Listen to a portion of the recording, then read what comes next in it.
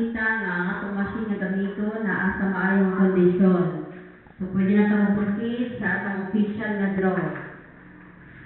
Atong hangyo pag-usab ang atong chairman para atong tanawon ang atong mga official balls gamit ang magnet. Okay, gamit ang dragon scroll. So ato na testing ang atong mga official ball. Ball number 1. Wala. Okay, wala. Sa ball number 2. Wala. Okay, sa ball number 3. Wala. Okay, so plastic ang atong gamiton ng mga official balls ug walay sulod nga pabugat.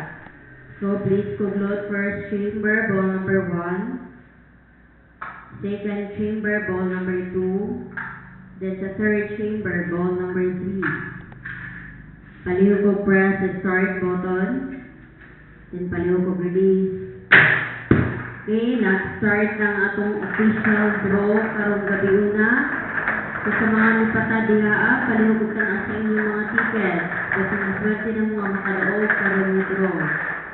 Kung ano na nipata ni 10 pesos, pwede mo makadaog of 5,000 pesos. The more you bet, the more chances of winning sa atong tulong na draw.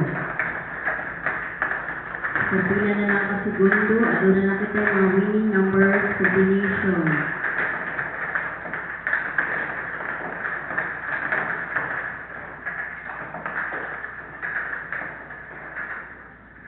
Okay, ito na lang kita yung resulta.